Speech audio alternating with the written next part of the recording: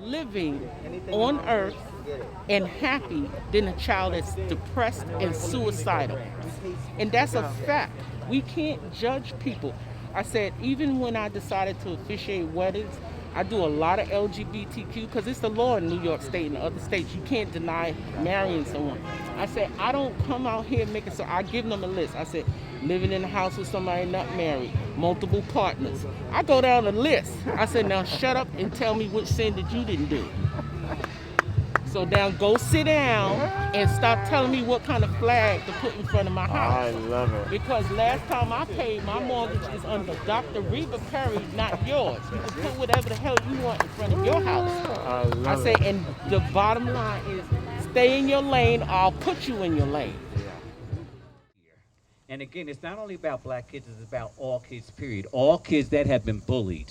I know as a child, I was bullied. I was teased for having big ears and also for being gay. But at the same token, I had parents that taught me to be a warrior. And in being a warrior, sometimes you gotta kick a little butts to do so. But we're politically correct, so we try not to tell our children when somebody bullies you to take it into your hands and punch them in the face. We can't do that nowadays. But growing up when I was a child, we did that. During the 60s, I was there when parents had to march in front of Glenfield School because they wanted equal rights for the children down in the 4th Ward down at Glenfield School. I was here at Montclair High School when Buster Stories and all of them closed the school down to march for equal access in education and more black teachers here at the high school.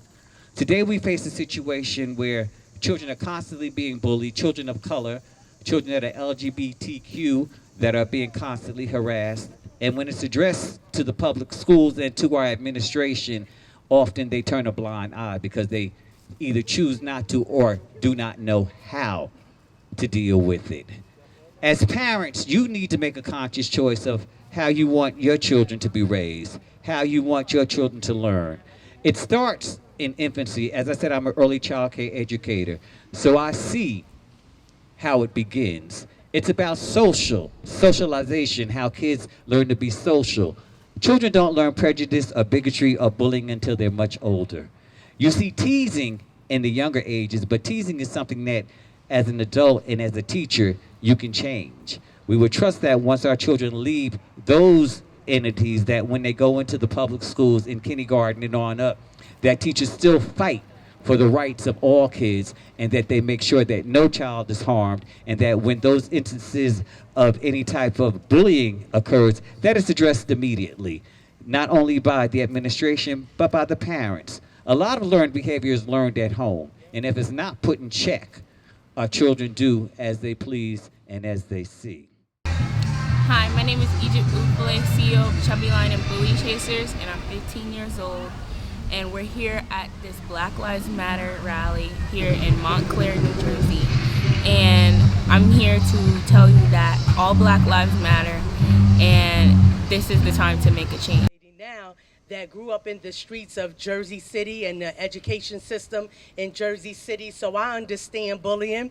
I understand that we all need to come together, and I understand that it is very important for unification. I grew up in the projects in Jersey City where I was growing up with all types of nationalities, all kind of diverse backgrounds. So that was my village. They helped me to be the young lady and the woman I am today. So I counted not robbery to be here amongst all diverse cultures here today. I'm very excited about that. I'm excited that you are alive today and you are here in this movement to make a difference, all right?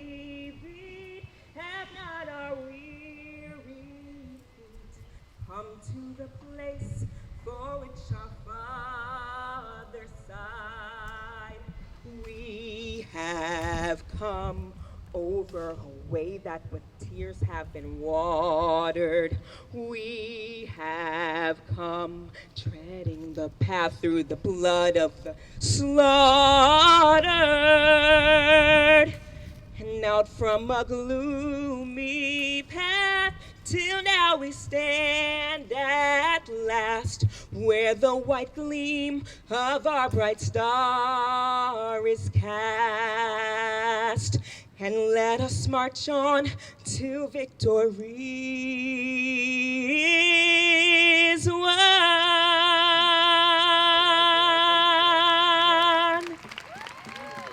Here today because we recognize our embedded racist systems in our institutions. Institutions such as schools can be propellers, catalysts, and magnifiers of racism when the institutions allow unfair, unjust treatment of a particular group. We have come to call our institutions here in Montclair to do better. The more you listen, the more you recognize a trend on how African American and minority students have been treated in our school system. Whether that be from peers and students bullying other children because of the color of their skin, or from administration that normalizes the hate and bullying of a particular race by not punishing the bad behavior. The standard needs to be set by institutions, our schools, to not only follow, but believe in zero tolerance punishment for these acts, and make racist actions a serious, consequential offense because it is. We as a community have recognized our individual responsibility to hold our school systems here in Montclair and other institutions accountable for being on the zero tolerance side of the spectrum rather than the side of the perpetuator. We want to find solutions for these problems so they don't continue to occur. Education is so important. What is going on in our schools, how we are addressing these issues, and what is being taught. Are we even following the Amistad law in our curriculums? All these things are a part of making the world a better place. Hi everyone, my name is Aja Bussy.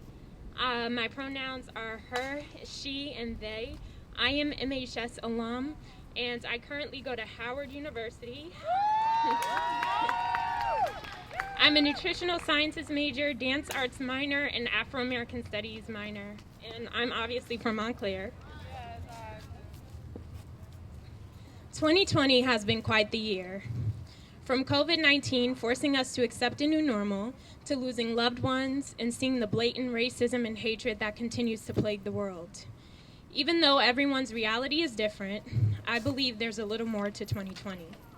In the month of May, I worked closely with Montclair High School alum and community activists to form a peaceful protest in Montclair, one that not only fought against injustice, but that also brought an end to the silence in my hometown.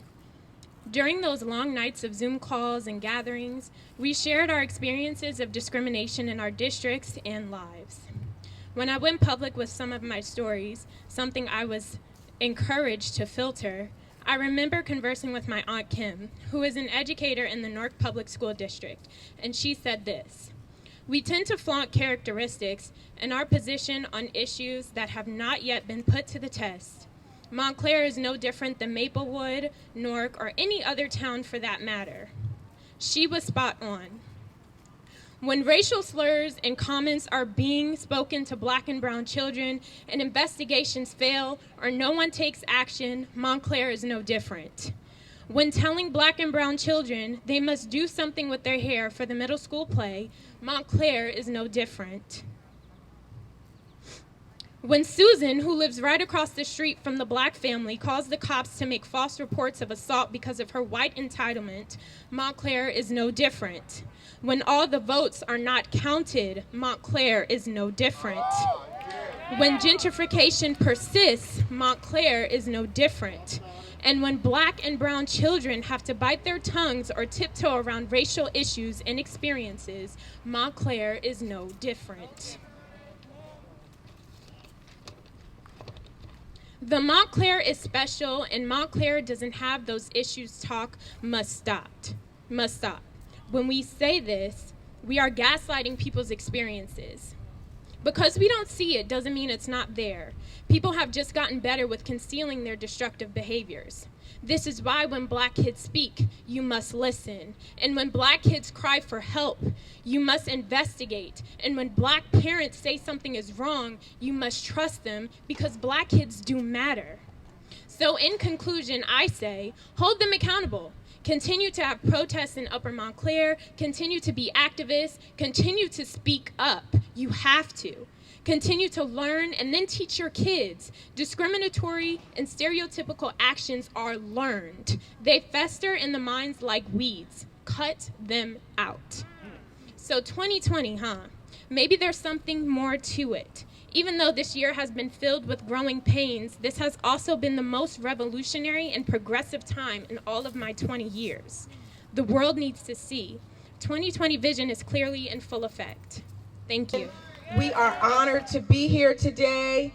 We brought an Unstoppable Girls ambassador, Sydney, and we wanted to come because we started our organization 7 years ago because girls of color were being bullied over colorism, over hair, over having dreams, over having gifts. And I want to ask Megan to come on up. Megan, on behalf of Unstoppable Girls, we want everyone on the count of 3.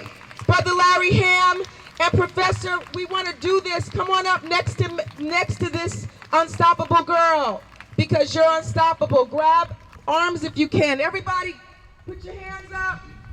And when I say her name, we're going to say the name of Megan. Megan Hackett Hurd. When I say her name, we're saying her name in honor of Breonna Taylor.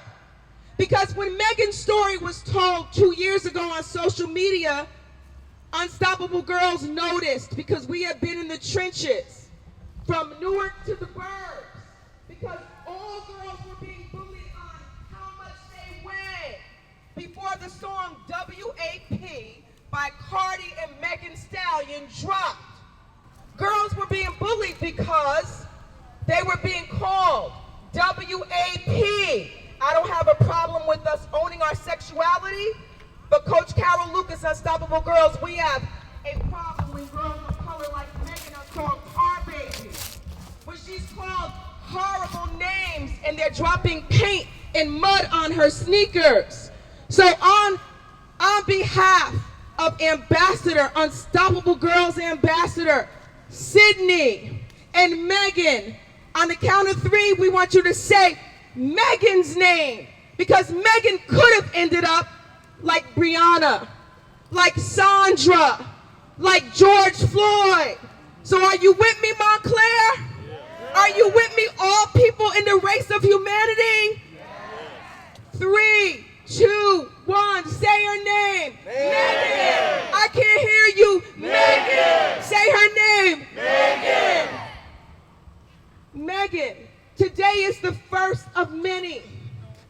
White, black, brown, yellow, green. Wave them again for Megan. Unstoppable Girls, and bullying hurts. I've seen it, I've heard it, and it's not good.